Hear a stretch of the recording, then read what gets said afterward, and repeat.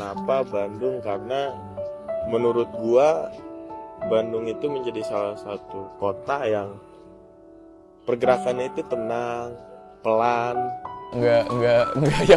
Nggak yang wah-wah banget, cuman karena gue udah mumet aja sih di kota gue. Oh, pusat wisatanya kayak gitu mungkin sesuai, tapi kesini-sini ke Bandung-Bandung pinggir itu memang sih sebenarnya apa yang orang katakan romantis itu menurut saya adalah remang-remang. Intinya Bandung tidak sefilosofi itu, tidak seindah itu. Lah, Bandung tidak seindah di film Dilan.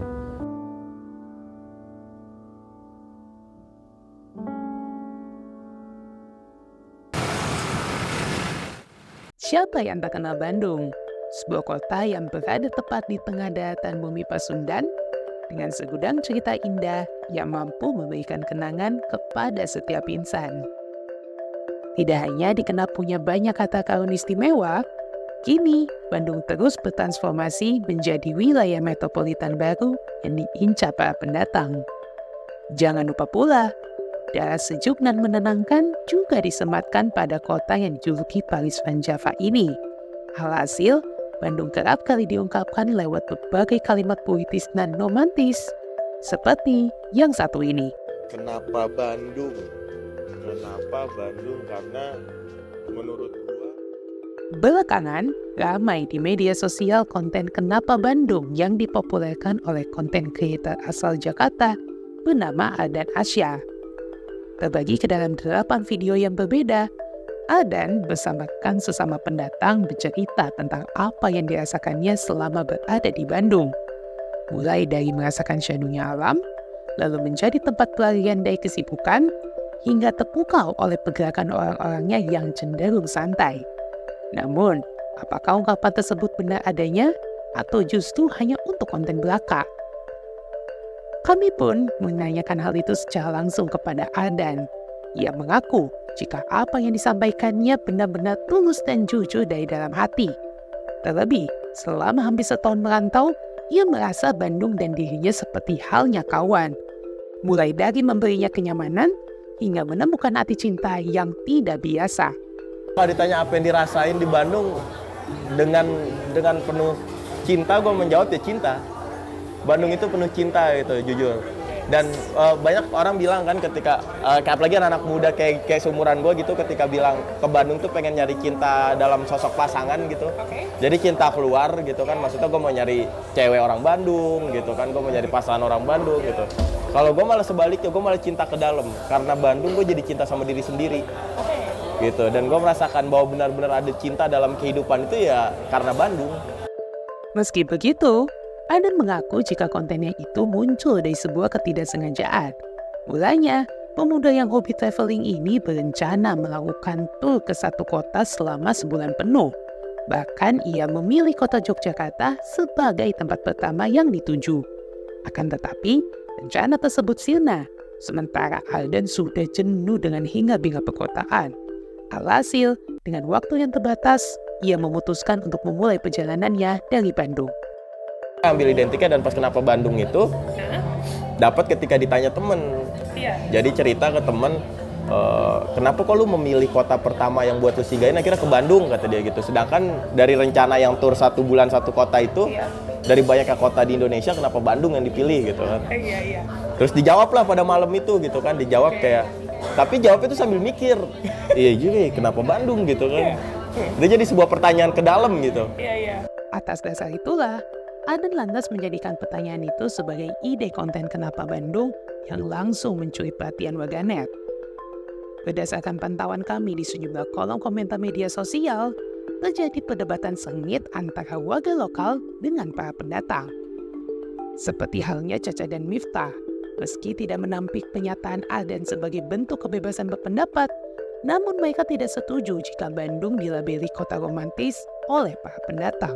Karena mungkin bisa jadi masnya yang FYP itu datangnya cuma di titik-titik tertentu aja. Jadi kalau misalnya dianggapnya romantis, ya oke lah ya. Cuman kalau sebenarnya kalau tinggalnya agak jauh lagi ke yang arah kota atau bahkan yang udah mepet-mepet kabupaten nih, pasti bakalan kerasa banget lah ya vibes-nya gitu kan. Agak beda, romantisnya juga romantis yang berbeda mungkin ya, berbeda arti. Sisi lain sah-sah saja, maksudnya dia berpendapat terutama di sosial media gitu ya, sah-sah saja. Karena sebagai pendatang ya mungkin dia punya perspektif sendiri terhadap Bandung gitu. Cuman ya karena itu tadi mungkin karena hanya untuk konten ya, jadi apa ya, menggunakan kata-kata yang terlalu berfilosofi, jadi terlalu dilebih-lebihkan segala macam. Jadi intinya Bandung tidak sefilosofi itu, tidak seindah itu lah. Bandung tidak seindah di film Dilan. Lalu, kami juga menemui sejumlah pendatang yang kini merantau di Bandung. Mulanya, mereka juga pernah berada di posisi Ardan mengagumi Bandung layaknya cinta pertama. Akan tetapi, perasaan tersebut berubah menjadi keluhan terhadap kondisi Bandung yang jauh dari kata romantis. Pas dulu sebelum tinggal di Bandung emang ada kepikiran pengen tinggal di Bandung karena ngeliat video di sosial media itu emang Bandung tuh sebagus dan seadem itu gitu ya.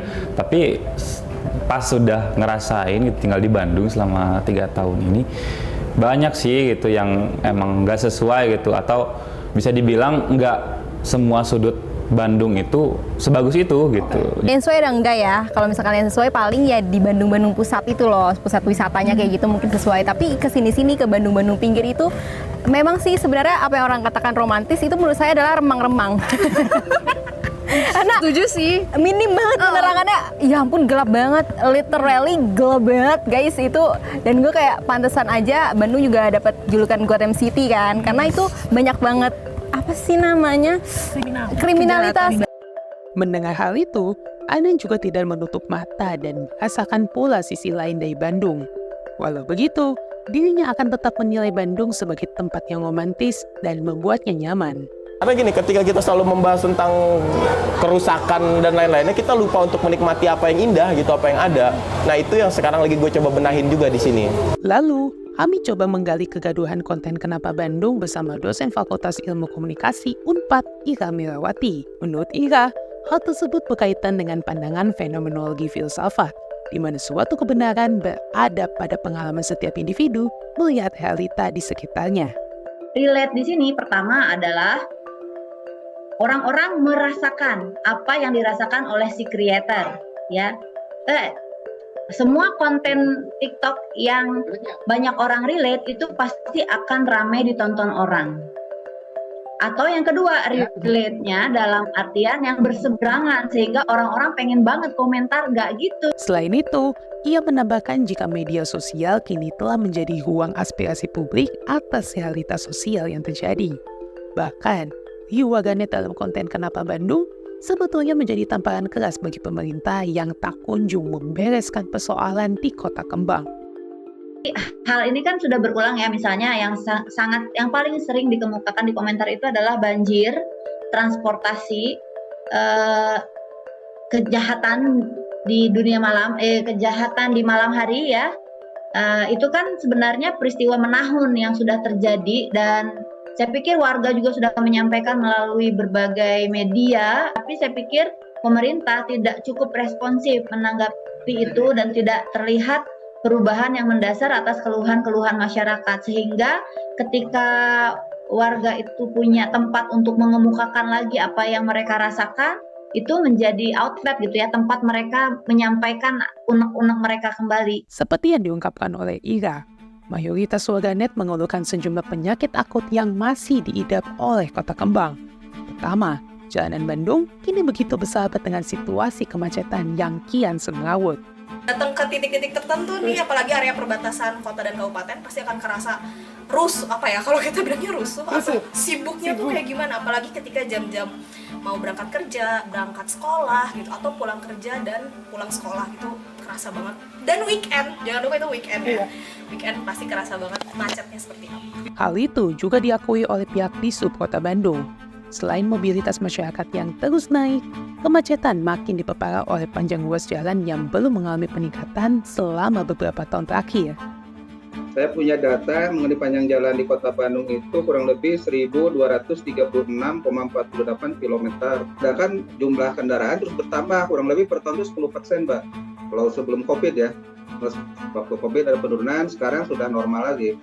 Itu jumlah kendaraan itu kurang lebih, kalau sepeda motor 1,3 juta, mobil 500.000 kurang lebih udah 1,8. Nah, perbandingan jumlah kendaraan, jumlah manusia antara panjang jalan sebenarnya sudah tidak ideal lagi.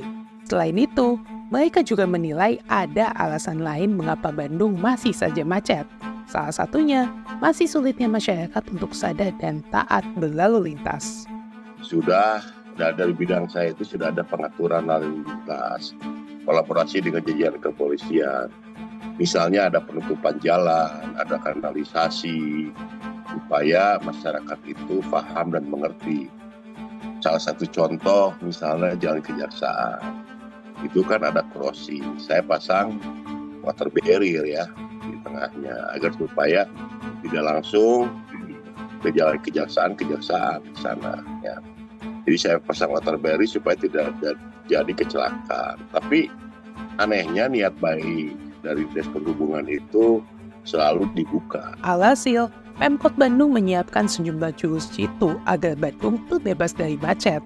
Mulai dari membangun jembatan layang hingga menyiapkan MyMap khusus yang terdiri atas 4 poin penting. Pertama, dengan menyediakan dan meningkatkan kualitas sarana prasarana perhubungan ya. Terus yang kedua, mengembangkan sistem angkutan massal. Yang ketiga, dengan melaksanakan manajemen rekayasa lalu lintas. Dan yang keempat, kita berkolaborasi ya dengan instansi terkait dalam hal pengendalian dan pengawasan. Selain itu, Pemkot Bandung juga mulai gencar membenahi transportasi umum yang mereka miliki. Akan tetapi, sudahkah hal itu berjalan sempurna? Sistem transportasinya masih kurang, masih nggak terintegrasi. Kayak misal, gue dari sini ke Bandung itu naik, boleh nyebut, naik Transmetro Pasundan.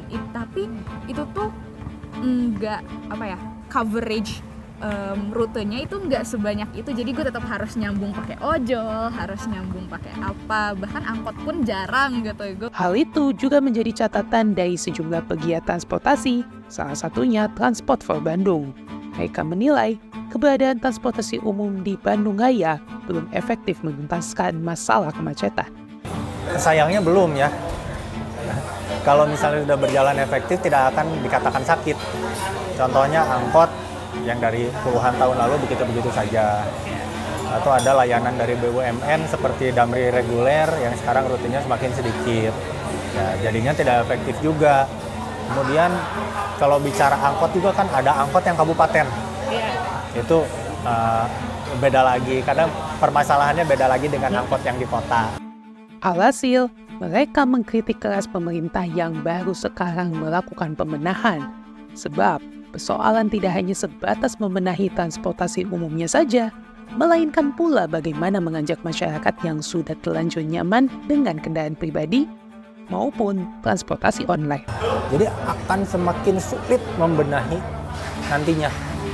Dan ketika nanti semua moda transportasi yang handalnya sudah dihadirkan oleh pemerintah, akan sangat sulit juga memindahkan wargi dari kendaraan pribadi atau dari transportasi online untuk beralih ke transportasi umum yang sesungguhnya. Tidak hanya soal macet, Bandung juga diperhadapkan oleh masalah lingkungan yang belum tuntas. Bahkan di usianya yang bakal menginjak 214 tahun, kota incaran para wisatawan ini punya 2 dimensi yang berbeda. Paling di pusat kotanya gitu, kayak Jalan Asia Afrika gitu kan, alun-alun itu emang bagus sih gitu vibes-nya. Terus di jalan-jalan kayak Rumah Dilan gitu, Rumah Milea itu emang benar-benar masih asri banget bangunan Belandanya gitu kan. Ya gue ngelewatin kota di tengah Bandungnya gitu, jadi kayak wow Bandung bagus banget, apalagi kayak daerah ITB itu gue suka banget tuh, kayak banyak banget pohon. Itu menurut saya titik keresahan saya, kenapa sih tidak ada penanggulangan gitu dari pemerintah terhadap situasi Bandung saat ini, yaitu banjir lah segala macam. Walhi Jabar juga punya catatan atas permasalahan lingkungan di Kota Kembang. Pertama, Bandung masih punya PR dalam mencapai target ruang terbuka hijau atau RTH sebesar 30%. Bahkan mereka menilai jika keberadaan RTH di Kota Bandung saat ini masih berada di wilayah utara saja. Pembangunan fokus soal ruang terbuka hijau, fokus bagus di wilayah utara gitu. Karena tumplek semua orang berwisata ke utara. Tapi di wilayah-wilayah selain di utara, misalkan ya katakan wilayah Kopo, wilayah Cibaduyut dan lain-lain, wilayah Pasir Koja misalkan. Itu dan mungkin juga wilayah-wilayah sepanjang ke perbatasan-perbatasan. Pasti kalau kita lihat dan mungkin juga ada beberapa publik publik di Kota Bandung yang berdomisili bertinggal di sana, bisa jadi mungkin perasaannya sama gitu. Pasti wilayah yang enak di Bandung itu ya ke utara gitu. Hal ini pun juga diakui oleh Dinas Lingkungan Hidup atau DLH Kota Bandung. Kepada kami, pihaknya mengalami kendala mengejar RTH publik sebesar 20% sebab harga lahan yang ada di Kota Bandung terus meningkat. Ini apa? Salah satu di antaranya adalah kita punya regulasi untuk penyerahan PSU atau prasarana sarana umum dari pengembang yang telah melakukan pembangunan untuk perumahan. Iya. Jadi PSU ini menjadi persyaratan di mana dari 100% lahan yang dikembangkan oleh pengembang, ada sekian persennya itu berupa PSU. Dan di dalam sekian persen PSU ini ada taman atau RTH. Nah, ini yang sedang oleh pemerintah kota dikejar. Berikutnya, Walhi Jabar juga mengkritisi soal belum efektifnya penanganan sampah di Kota Kembang. Sebab kesadaran masyarakat terhadap isu sampah juga masih dipertanyakan serta tidak didukung oleh peraturan mengikat yang membuat mereka terlambat menghadapi bencana sampah. Alannya akan menjadi klasik, hanya kumpul, angkut, dan buang. Kumpul, angkut, buang ini ke TPA Sarimukti. Sedangkan kita tahu bahwa sampah organik ketika dia bercampur di TPA, dia juga akan memperkuat persoalan perubahan iklim. Karena gas metan dari organik itu juga dia akan terus naik. Nah, ya artinya itu harus jadi perhatian. Jadi gagapnya itu karena kebijakannya baru, karena ada kondisi insiden di Sarimukti, lalu kebijakan baru ini tuh diberikan kepada warga yang belum siap karena tidak dipersiapkan sedari lama lah. Menjawab hal itu, pihak DLH Kota Bandung sudah melakukan serangkaian upaya dalam mengatasi persoalan sampah, mulai dari penerapan program Kampisman, kawasan bebas sampah, hingga menerbitkan surat edaran bagi para pelaku usaha. Meski begitu, penanganan sampah di Kota Bandung tidak hanya sebatas pada regulasi, anggaran, teknologi, maupun hal-hal yang bersifat teknis, melainkan juga perlu kolaborasi dari masyarakat itu sendiri. Karena untuk menyelesaikan permasalahan sampah tidak bisa diselesaikan oleh pemerintah tanpa adanya kontribusi dari masyarakat, mau masyarakatnya itu akademisi, mau masyarakatnya itu masyarakat umum, mau itu pengusaha, mau itu swasta ataupun masyarakat lainnya, ini perlu mereka terlibat di dalam pengolahan sampah. Sejatinya, sah-sah saja bagi Ardan maupun wargi Bandung larut dalam konten Kenapa Bandung. Justru dari sanalah ada banyak sekali pesan bagi setiap insan untuk lebih peka akan realita Bandung yang sesungguhnya. Selain itu, persoalan seperti kemacetan, transportasi, hingga isu lingkungan yang ramai dikeluhkan juga perlu ditanggapi segera oleh mereka yang mempunyai kuasa. Cuma satu sih, ya hati dan pikiran mereka segera terbuka aja gitu. Dan menuju pada kebenaran yang sesungguhnya. Karena kalau gue orang yang yakin gitu ya, percuma gitu. Walaupun sebenarnya nggak ada yang percuma. Tapi lebih baik kalau gue daripada gede di aksi, lebih baik gede di doa gitu. Untuk warga Bandung, berhubung sebentar lagi pilkada nih, kita akan memilih wali kota, bupati, dan gubernur. Tolong pilih calon kepala daerah yang memiliki political will yang kuat untuk menangani masalah kemacetan. Karena kita tahu penanganan permasalahan kemacetan di Bandung sudah sangat terlambat, maka penanganannya pun akan semakin sulit. Kita pilihlah pemimpin yang mau melewati jalan sulit itu. Tetapi siapapun yang nanti jadi, ketika dia masih tidak bisa menyelesaikan persoalan lingkungan, basisnya dia juga punya visi dan misi dan ada RPJMD-nya, dia mengelola duit APBD-nya, nah kita akan terus bersuara untuk sama-sama melakukan berkontribusi terhadap pembangunan di Kota Bandung dari perspektif lingkungan.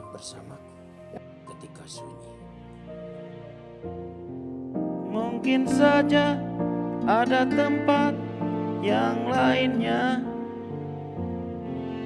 ketika ku berada di sana, akan tetapi perasaanku sepenuhnya ada di Bandung yang bersamaku ketika itu, yang bersamaku ketika rindu, yang bersamaku ketika sunyi.